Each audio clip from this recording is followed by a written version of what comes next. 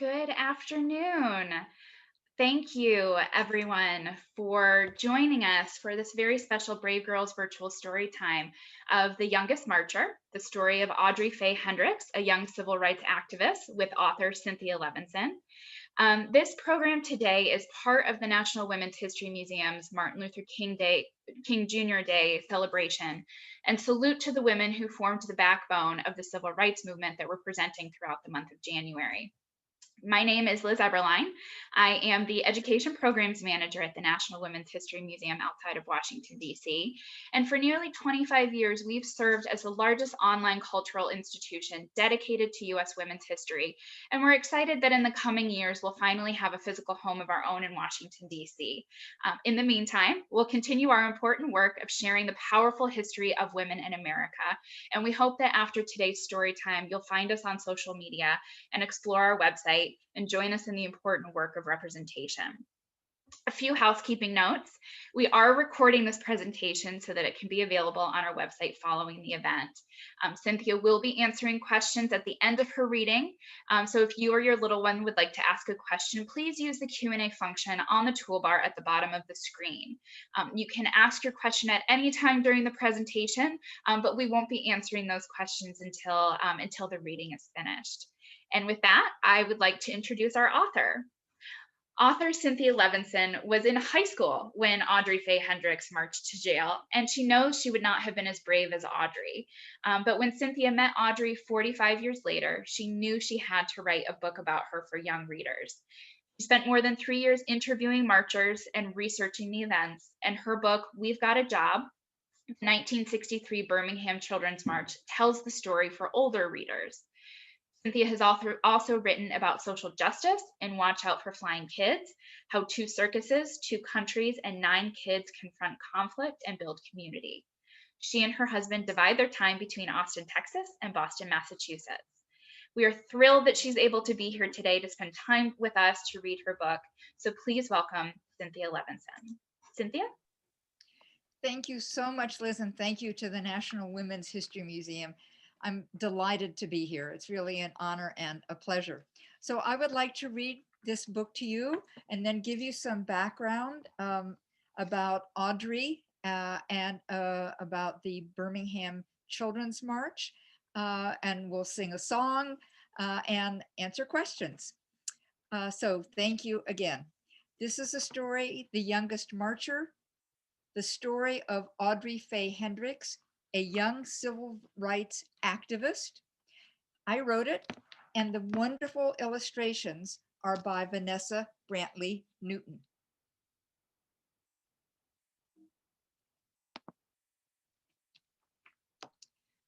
Whenever Mike flew into town, Audrey and her mama cooked barbecued ribs, stewed greens, sweet potato souffle, and Audrey's favorite, hot rolls baptized in butter.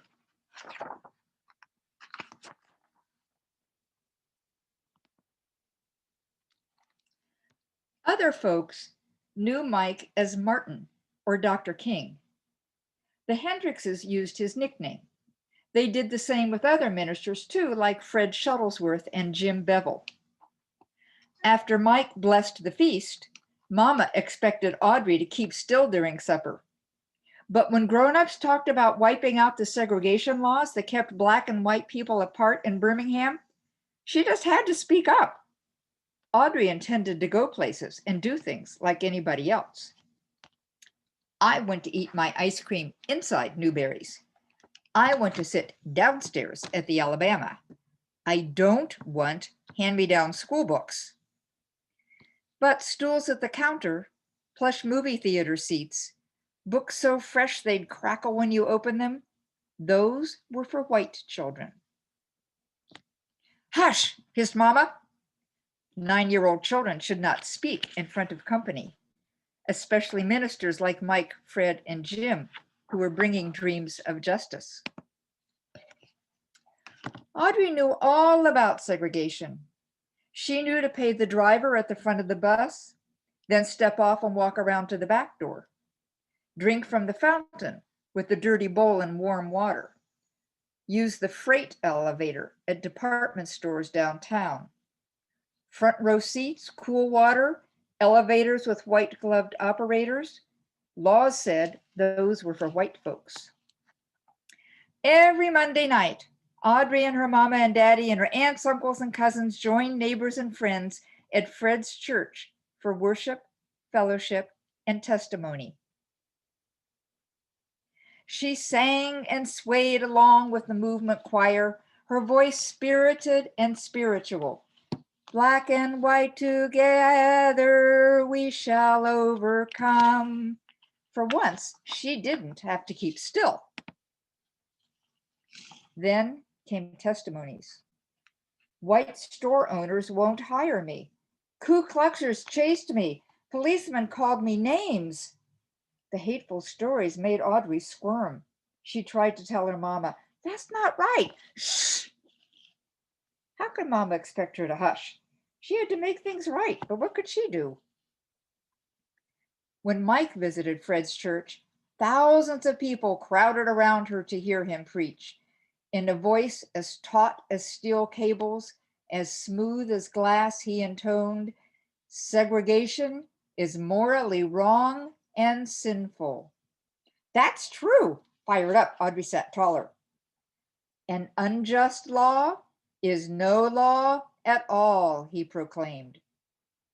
Audrey had listened to Mike explain his plan at her supper table and knew what he meant. If a law is unjust, disobey it. Sit down inside Newberry's, picket those white stores, march to protest those unfair laws, why even marching was against the law. Then get arrested. "Fill the jails," Mike exclaimed. "Fill Birmingham's jails so full that policemen can't squeeze in one more person. Pack cells so tight that police will have to quit arresting people for demanding their rights." Audrey just knew Mike's plan would work. She twisted in her pew to see which grown-ups would walk down the aisle, volunteer for jail. But they mostly stayed put, eyes staring at their feet, hands on their knees. Feet, hands, and knees didn't move. "Fill the jails," Mike pleaded, meeting after meeting, but heads shook. All around her, Audrey heard, "Nope, best not break those segregation laws. Boss man will fire me. Landlord will evict me. Policeman will beat me." If nobody protested, Mike's plan would fail. Police could keep arresting anyone, anytime, for anything, forever. Audrey would never be able to go places and do things like everybody else. One night, Jim announced a new idea. If grown-ups won't do it, fill the jails with children. Audrey leaped to her feet. "I want to go to jail," she declared. Mama looked deep and saw that Audrey's eyes begged. "Please?" "Okay," Mama said. Audrey strutted down that aisle. She was going to jail. 2 mornings later, she put on a fresh pressed pinafore and shiny Mary Janes with turned down socks. Protesters got to look nice. In the meantime, her daddy bought her a game to help her pass the time in jail. Her mama and daddy took her by Center Street Elementary to tell her teacher she'd be absent, maybe for a whole week. Miss Wills wrapped her arms around her. Audrey knew she was proud of her. She said goodbye to her grandparents. "You'll be fine," her grandmother said. She knew Audrey would be brave. So did Audrey. Then her mom and daddy drove her to 16th Street Baptist Church, where the children were gathering. Even before she reached the door, Audrey heard loud voices chanting freedom songs. Inside, hundreds of big kids called out to friends and crowded around signs for their high schools. Parker, Carver. Her head swiveled. Where was the sign for Center Street Elementary? She was the only protester from her school, the youngest child in the whole church, and she knew no one. Audrey huddled by her parents in the basement. But when Jim lined her up with the others 2 by 2 and the door swung open, Audrey straightened up. She was going to jail. She was going to break a law and go to jail to help make things right. Clutching a protest sign in one hand and her game in the other, Audrey marched out the door. She stomped and sang, "Ain't gonna let nobody turn me round, turn me round, turn me round." Half a block from the church, a white policeman stopped Audrey. He pointed toward a police van. Sentence, 1 week in juvenile hall.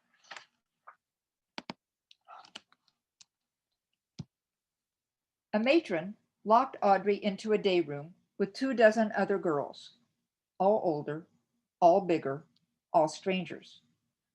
Audrey sat down alone and slipped the cover off her game. "I told you not to sit down," the matron yelled. Audrey jumped. She didn't remember standing up. The matron dragged her to a dark, empty room. "When I tell you to do something, you do it," she commanded, "or I'll leave you here." Trembling, Audrey quietly followed the matron back to the day room, put away her game, lay down her head, and cried. Jail was harder than she'd thought, and she wasn't fine after all. By evening, Audrey was hungry and tired. For dinner, soupy, oily, tasteless grits.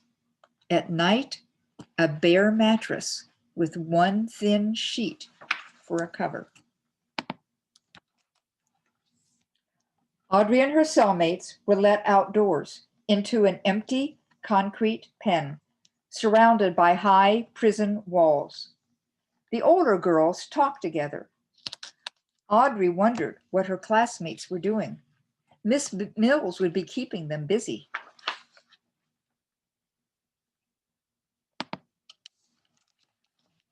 On another day, Audrey was sent to a huge room and told to sit in a chair that was so high her feet dangled above the floor. 4 white men glared at her. She'd never talked to a white man before. "Are you against America?" one demanded to know. "No, sir," she answered politely. "What do you talk about at those meetings?" another asked. "Our freedom." "Why did you march?" "To go places and do things like anybody else." What was wrong with that?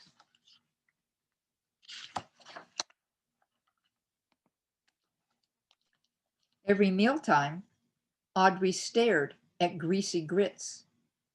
She could barely spoon them into her mouth, let alone swallow them. Every night, the cot's wire springs jabbed. Every morning, she had nothing to do but sit alone with her game.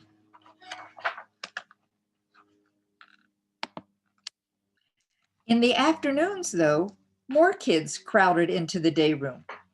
Some days, many of them arrived sopping wet. A girl explained that firemen aimed powerful hoses at the children. Surging water spun them off their feet and down the street. They got up and kept marching anyway until they too were sent to jail. By Audrey's 5th day in detention, the police couldn't squeeze in one more person. "We filled up all the rooms. We filled up all the rooms." Audrey practically jumped up and down. She was so proud. Watching television in the day room, she saw Black people stroll straight into stores and restaurants like they belonged there. No one else could be sent to jail. Everything had changed. After 7 days, Audrey went home. Her mama and daddy wrapped their arms tight around her, washed the jail off her, and for dinner, hot rolls baptized in butter. 2 months later, the city of Birmingham wiped segregation laws clean off the books. Audrey licked her spoon clean at Newberry's counter, like everybody else. Black and white together, like we belong.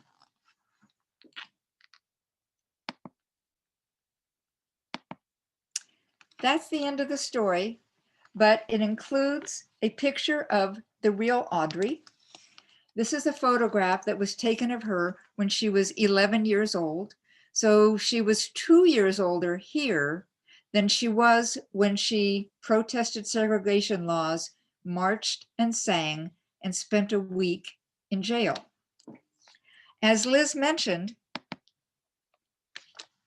I sat down and talked with Audrey Faye Hendricks. Unfortunately, Audrey has deceased, but she was a wonderful guide to telling me her story and the story of the movement, the civil rights movement in Birmingham. In fact, I got to interview her at her home, and I saw the kitchen where her mama cooked, and I saw the dining room table where her family talked with Dr. King and Reverend Shuttlesworth and Reverend Bevel. And I saw the piano, where she practiced and sang civil rights songs. And we have one shortly that we can sing together. But first, here is a picture of hot rolls baptized in butter. And at the end of the book, let me see if I can pull this up here, there is a recipe for it. So you can,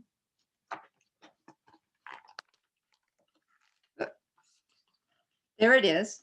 It's at the end of the book. So if you get a copy of the book, or if you find it in the library, you too can make hot rolls baptized in butter. And I have to say they are scrumptious. The recipe came from Audrey's sister, Jan Fuller, who still lives in Birmingham and was also very helpful to me in writing both this book and the other book that Liz mentioned. Here, I'll hold this one up briefly too. For older kids, We've Got a Job, the 1963 Birmingham Children's March.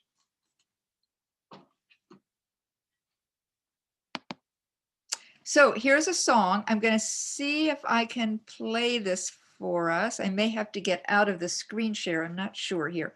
This is here it is. This is one of the songs that Audrey sang when she was marching to jail. And when the children in jail got scared, they would sing to each other as well. Many different civil rights songs and protest songs. So here is this one. The words are pretty easy. Ain't gonna let nobody turn me round, turn me round, turn me round. Ain't gonna let nobody turn me round. I'm gonna keep on a walking, keep on a talking, marching into freedom land. And here's how it goes. So let's try to sing it together. Oh, and this is somebody from the movement who is singing this song with us. If I can get this started. Here we go. Ain't gonna let nobody turn me round, turn me round, turn me round. Ain't gonna let nobody turn me round. I'm gonna keep on a walking, keep on a talking, marching into freedom land. So that is really one of the songs that Audrey sang. I will play it just one more time so you can hear this beautiful voice singing it by herself, but you can sing with her too. Ain't gonna let nobody turn me round, turn me round, turn me round. Ain't gonna let nobody turn me round. I'm gonna keep on a walking, keep on a talking, marching into freedom land. So that is I believe that's the end of what we have here. So I'm going to stop sharing. And I will tell you that the time that I spent in Birmingham was fascinating, and it was an honor to be able to interview the people who were involved in the movement. It doesn't say in this book, but in order to fill the jails in Birmingham, the civil rights leaders needed at least 1,000 people to fill the jails. Once they filled the jails, then the police would have to stop arresting people. But adults weren't able to do it for the reasons that Audrey found out about, that, they would get fired or kicked out of their apartments.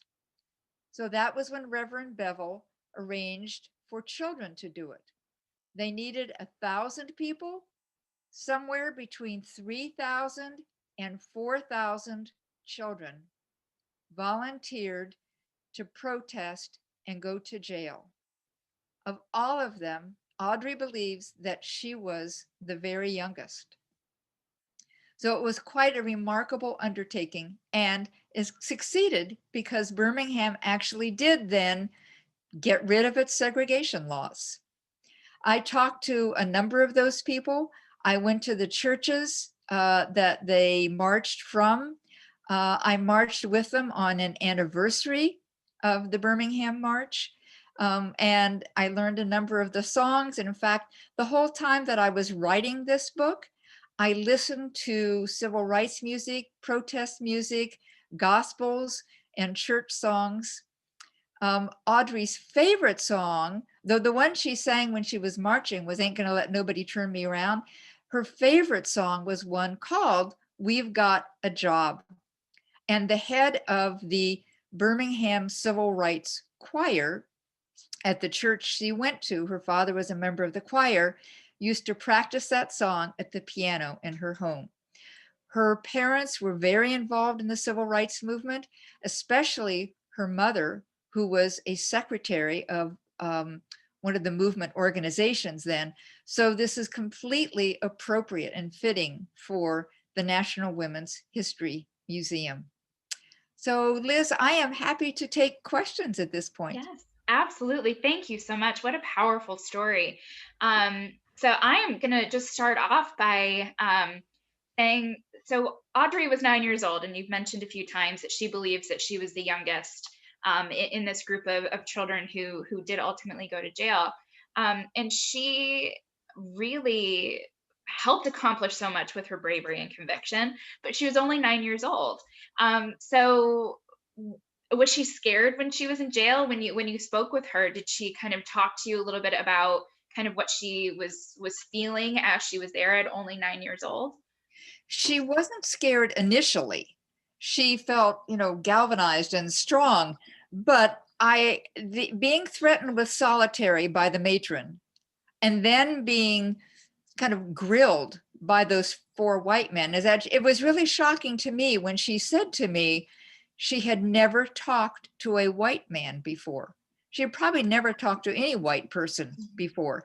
It was the case in Birmingham that if it happened, which wasn't all that common, but if it happened, there were sort of two downtowns in Birmingham, like a white downtown and a black downtown. But if it happened that if a white person and a black person were approaching each other on the sidewalk, it was not uncommon for the black person to have to get off the sidewalk and walk into the street to let the white person walk by on the sidewalk. So when she was in the room with those four big white men, she was curious, but also anxious. Curious because it just didn't make sense to her. Mhm. Why couldn't she do what other people were doing? Sure. But she was scared at that point, particularly when the matron confronted her. Um, and these children really were very brave and kind of taking the place of the adults in the jail so that they could kind of fill it up. But was there any backlash to the parents allowing their children um, to do that? Was there kind of any kind of pushback on that decision? Absolutely. Well, first of all, Dr. King himself was not in favor of this plan. Reverend Bevel came up with it and announced it one night at one of these mass meetings that Audrey and her family and thousands of other people would attend, sometimes at multiple churches on the same night. And Dr. King actually, opposed the plan to involve children. Um, uh, he actually kind of hid out in his motel the first morning of the march, which is the march went on for a week. So there were so many children that the city finally used school buses. They filled up the police cars, the police vans, all of that, and they finally were taking children to jail in school buses. And on the first morning of the march on May 3rd, 1963, Dr. King kind of hid out in his jail until, in his motel room, until he discovered that actually it was working. But in terms of reaction, yes, there was a lot of reaction on all sides. As it shows in this book, and also in more detail in the book for older kids, first, the policeman brought in the fire department, actually. A man named Bull Connor was allegedly the head of the Department of Public Safety, although it was really only white people's safety that he cared about. And so he was head of the fire department and the police department. And he called out the fire department, which brought very, very strong hoses, which literally did sweep people off their feet and kind of roll them down the street. So strong were these fire hoses that they even kind of knocked off the bark on some trees that they were aimed at and damaged some buildings. And then the policeman brought dogs, actually, German Shepherds.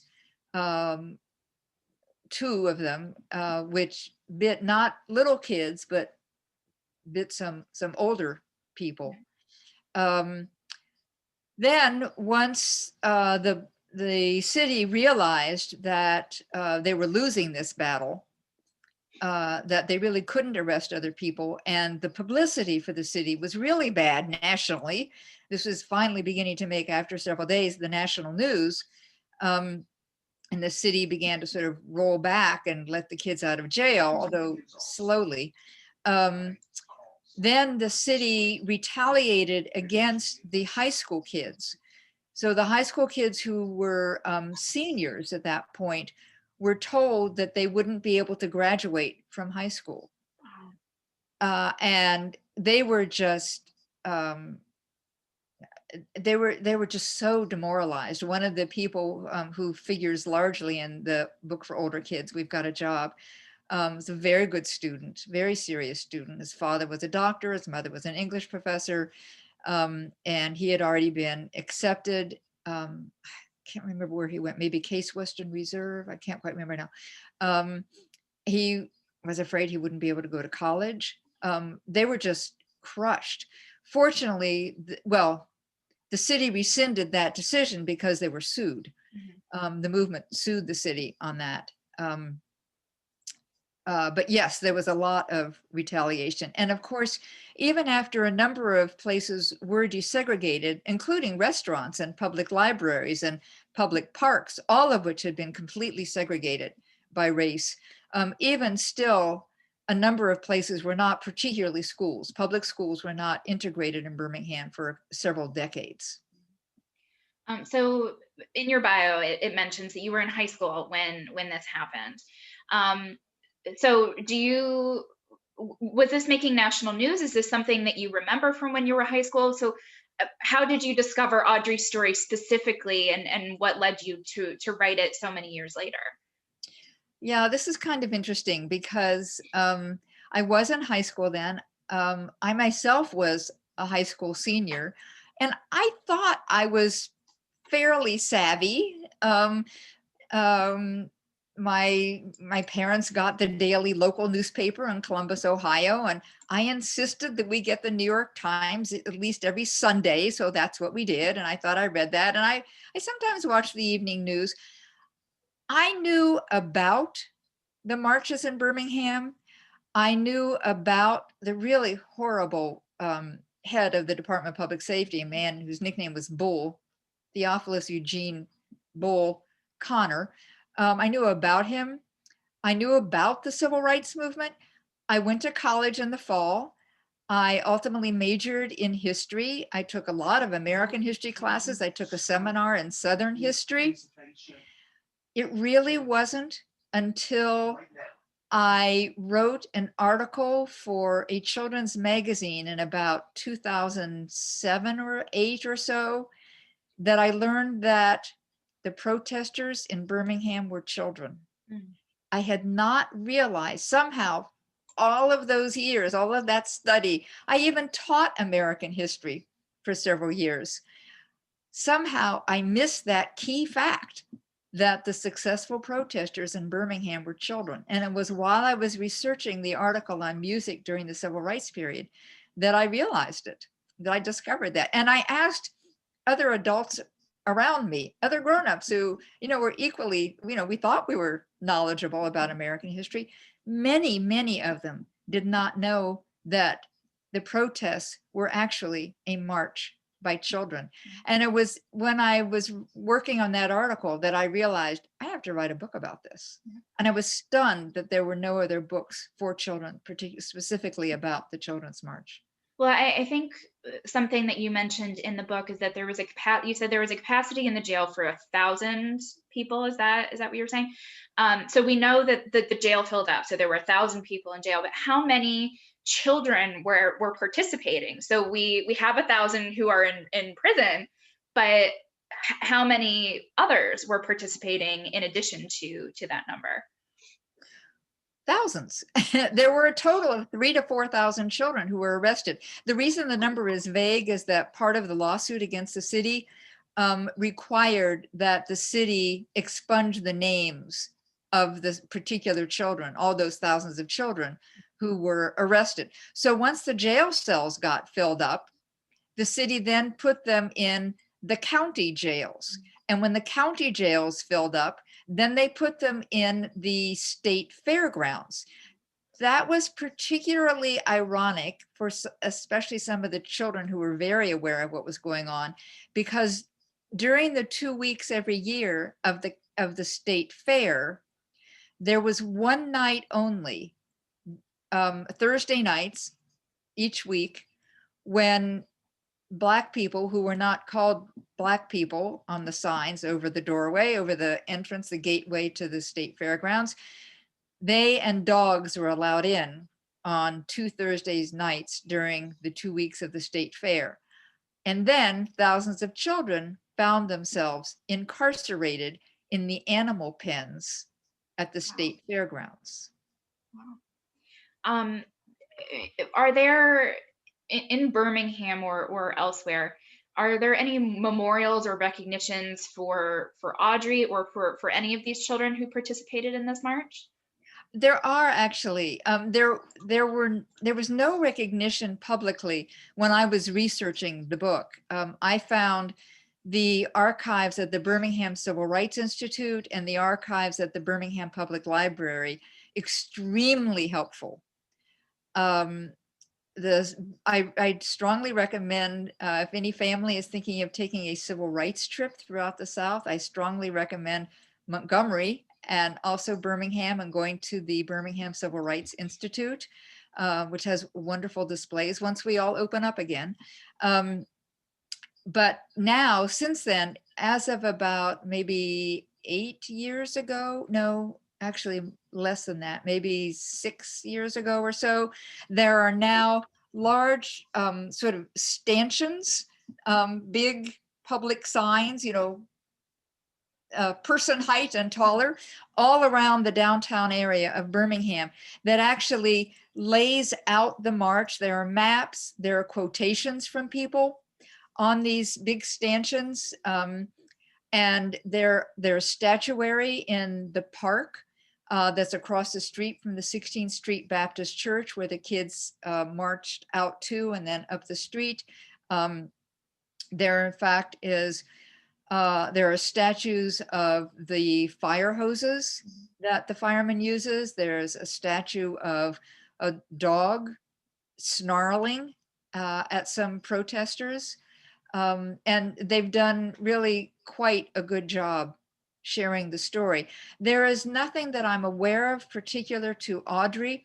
However, one of the people I read about in We've Got a Job, Washington Booker III, Wash, um, is there is one of these signs to him, and it quotes him, saying, I have to get the exact quote, I don't have it in my mind, but it's on the nature of what the movement did was to give kind of strength and confidence to the Black people in Birmingham, because they were children and they were brave and they literally put their lives on the line, and they largely succeeded. So we know about, the bus boycotts and segregation laws and all of this. You mentioned the media attention that was kind of garnered with this children's march and having the children in jail. Um, do you think that this movement, this children's march, kind of and the media attention that it garnered really kind of helped to accelerate desegregation in Birmingham and in the South? Absolutely. Dr. King called Birmingham the most violent and racist city in the country. The movement started, of course, earlier. It was jump started also by students, though college students mostly, and some high school students, who conducted sit-ins at segregated lunch counters, such as at Woolworth drugstores, and also at department stores. Dr. King obviously was a national leader of the civil rights movement, but the movement itself was faltering.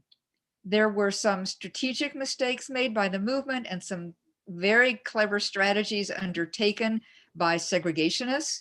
So the movement was in trouble in the early 60s, and Dr. King decided that if he could break segregation in Birmingham, if he could coerce Birmingham to integrate, then that would really galvanize the civil rights movement nationally.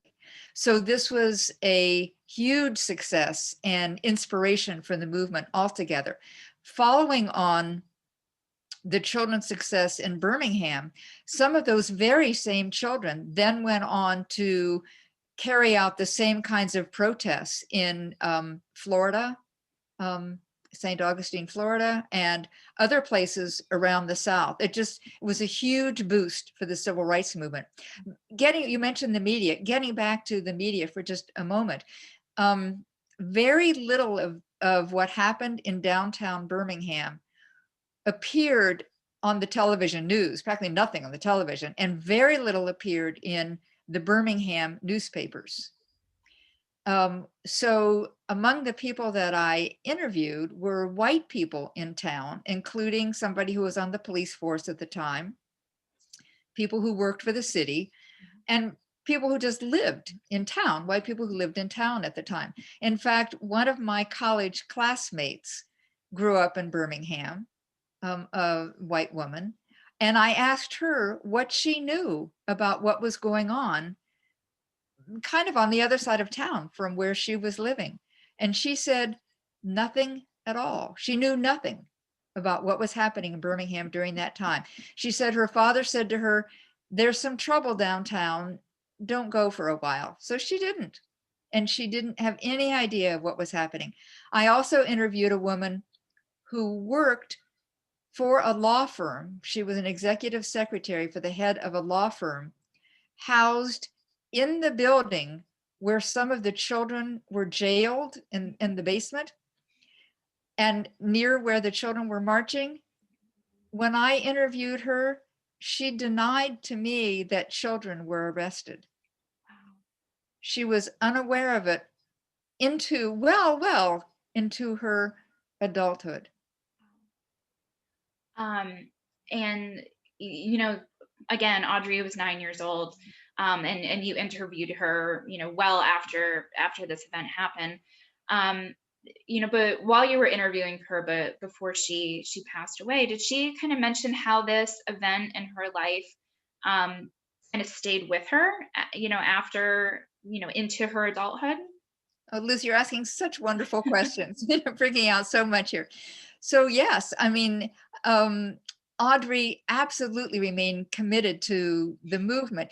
She went back to school after her week in jail, and her teacher welcomed her back, but nobody made a big deal out of it at the time, including her. She just thought this is what we had to do, and she did it, and she was, one of thousands of kids, so it wasn't like she felt special. Mhm. But as she got older and when she went to high school, um, the schools were supposed to be integrated by that point. Her first day of high school was the day that the high schools in Birmingham finally were beginning to integrate, at least some of them were. But the schools had not planned at all. And in fact, they didn't want to integrate. So she said she spent the first several days basically sitting in the auditorium with the other Black kids while the white kids were going to classes, and the school was trying to figure out what to do with them. The school presumably wanted the Black kids just to give up and either go home or go back to the schools that, the segregated schools that they had been going to. But she refused to.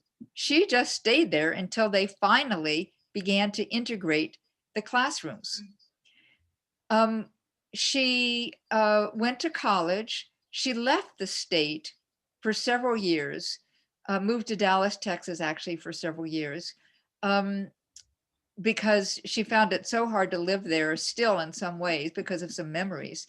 But then she moved back to Birmingham because she was committed to being sure that the city would remain integrated. And she worked for many years as a teacher in a Head Start center, an integrated, of course, Head Start center, because she wanted to work with children and help them understand what it was all about.